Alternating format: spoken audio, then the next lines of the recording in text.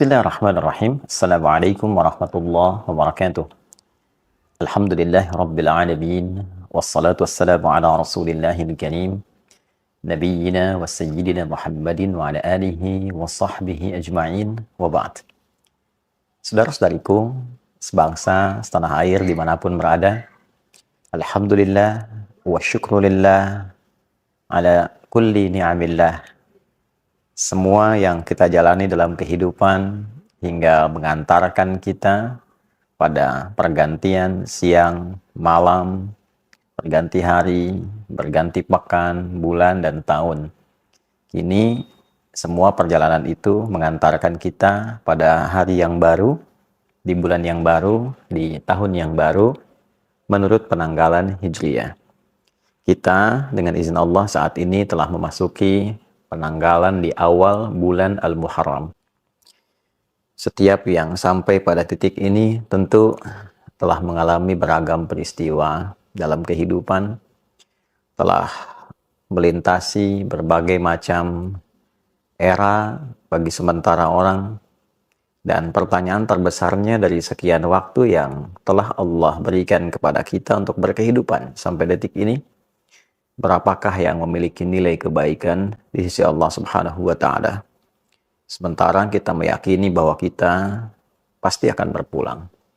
Kita akan meninggalkan dunia ini. Semua kita berkeyakinan dunia ini tempat sementara, bukan abadi kita berada di sini. Kita akan kembali kepada Sang Pencipta, Allah Subhanahu wa Ta'ala. Logika sederhana kita bertanya, bila di dunia ini saja kita berjuang untuk mendapatkan bekal supaya nyaman berkehidupan. Anda, saya, kita bersekolah, belajar untuk mendapatkan peningkatan pengetahuan, mendapatkan ijazah yang digunakan untuk mencari pekerjaan, guna mendapatkan bekal untuk berkehidupan. Ingin hidup nyaman, tenang, tentram, sejahtera. Bila di dunia yang kita akan tinggalkan saja sedemikian kuat perjuangan kita, sampai sebagian orang bahkan tega melakukan tindakan-tindakan yang tidak pantas, kontraproduktif, tindakan yang destruktif, merusak, mentolimi orang, mencelakakan, hanya untuk merasakan kenikmatan sesaat, yang bahkan dari beberapa pandangan kenikmatan yang mungkin didapatkan sifatnya semu, tidak melahirkan kebahagiaan yang sejati. Dapat harta banyak, hasil korupsi, walaupun terasa banyak tapi tidak menyenangkan, tidak membahagiakan, gelisah, gak enak, hasil nyogok, hasil judi, tentu akan berpengaruh pada keadaan dalam jiwa. Poinnya adalah, untuk mendapatkan yang sementara saja begitu luar biasa, sungguh-sungguh, serius, dengan segala apa yang tadi diungkapkan, maka bagaimana dengan persiapan kita untuk kembali ke tempat yang abadi?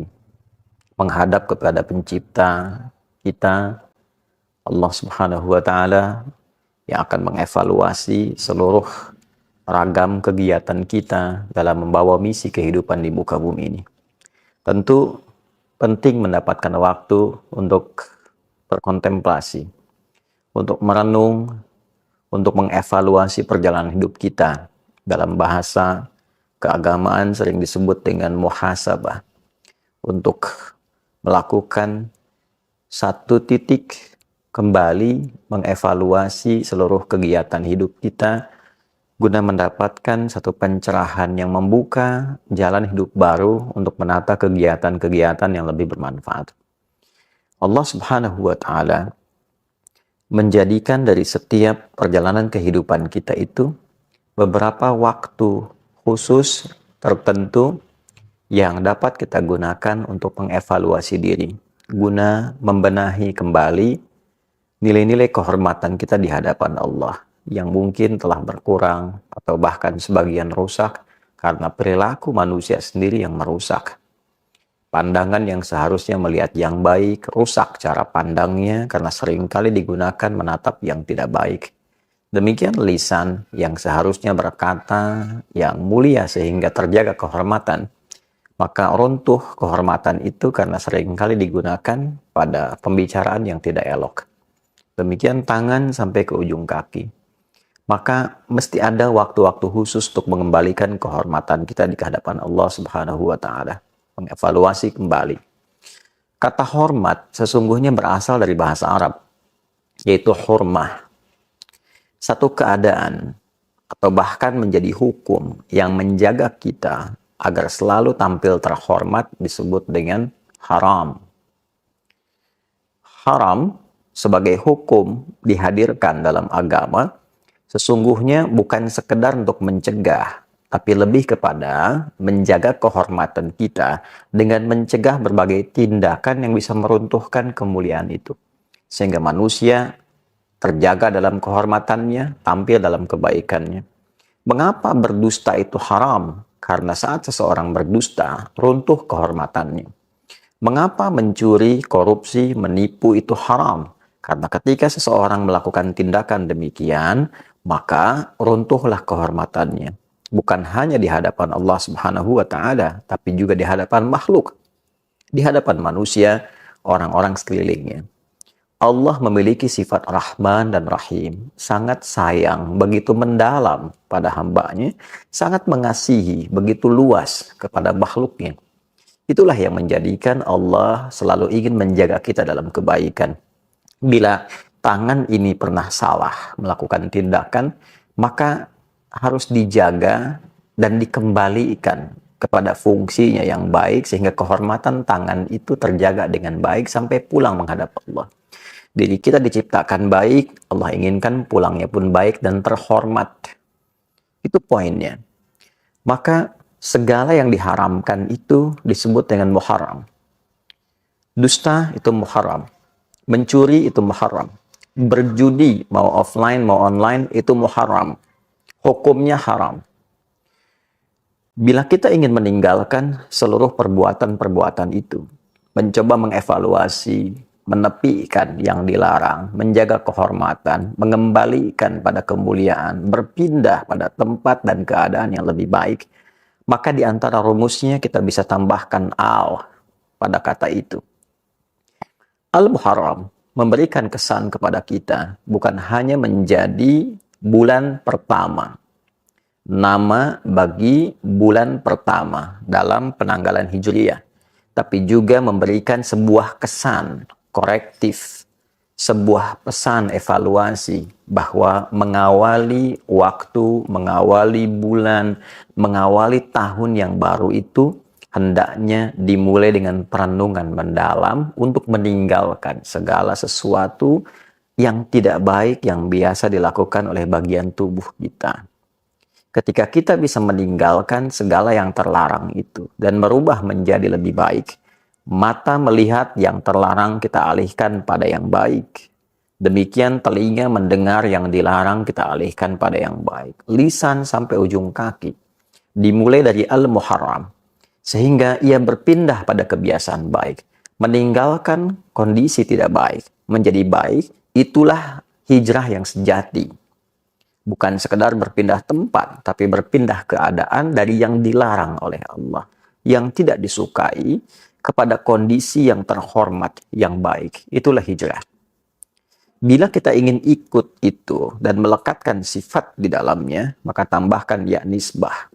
Hijrah, tambahkan ya nisbah sebelum akhirnya, maka dia menjadi hijriyah.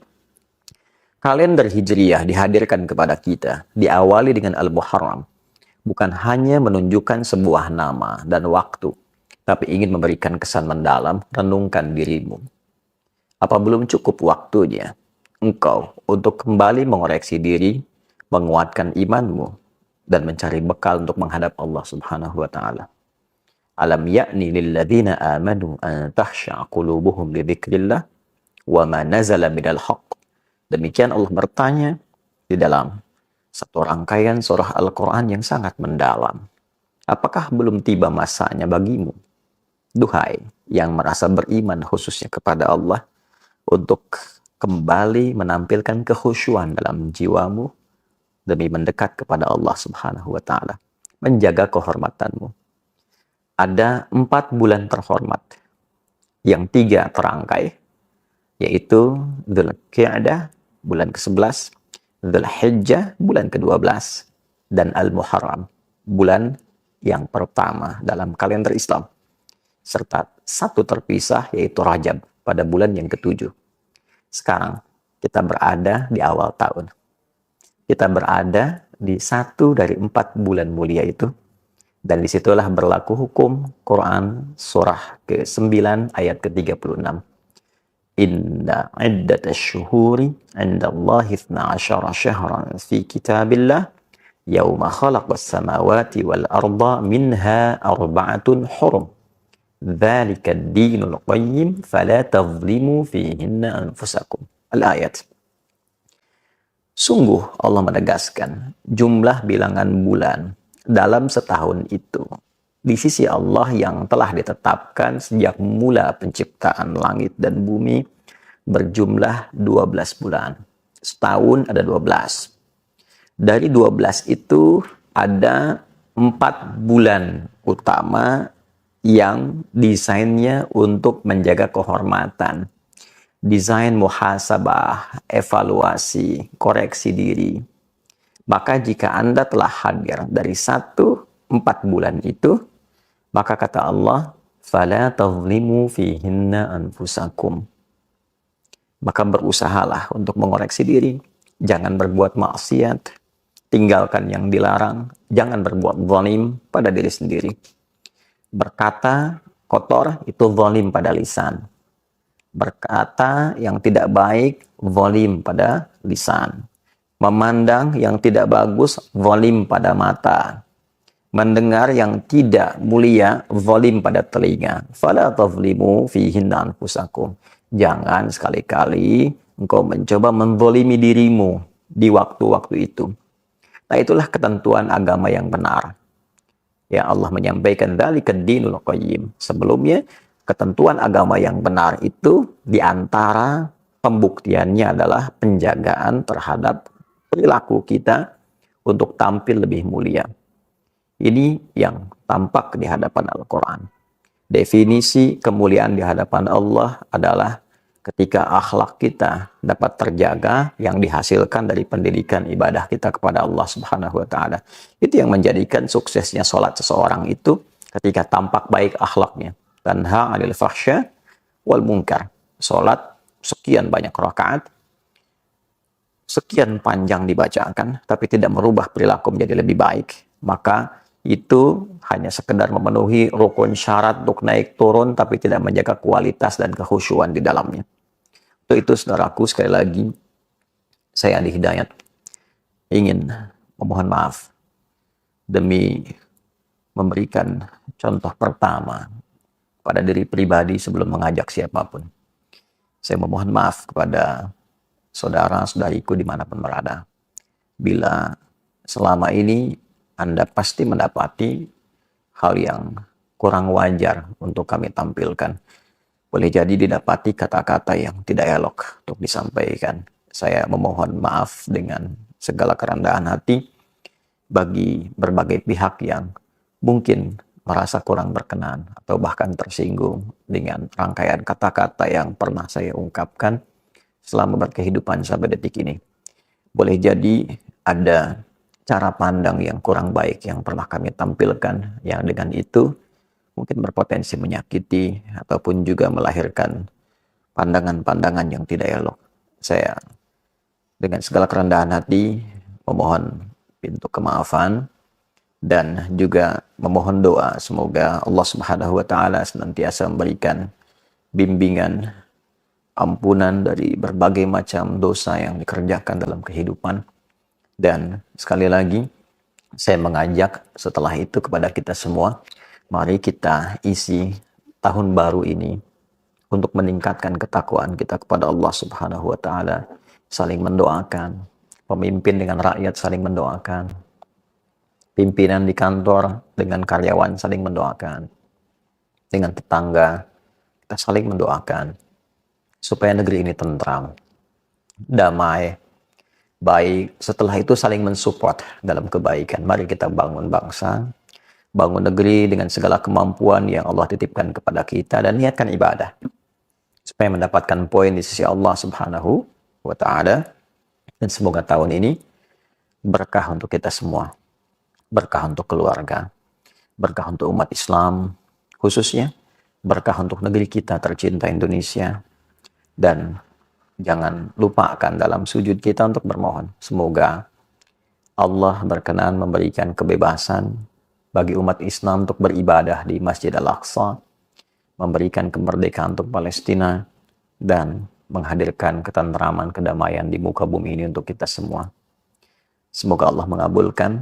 Allahumma rabbana taqabbal minna innaka antas sami'ul alim wa tub alaina innaka antat tawwabur rahim. Rabbana zalamna anfusana wa illam taghfir lana wa tarhamna lanakunanna minal khasirin. Allahumma rabbana atina fid dunya hasanah fil akhirati hasanah wa qina adzaban nar. Wa sallallahu ala sayyidina Muhammad wa ala alihi wa sahbihi ajma'in. Wa akhiru da'wana subhanakallahumma rabbana wa bihamdika asyhadu an la ilaha illa anta nastaghfiruka wa natubu ilaik. Walhamdulillahi rabbil alamin. Assalamualaikum warahmatullahi wabarakatuh.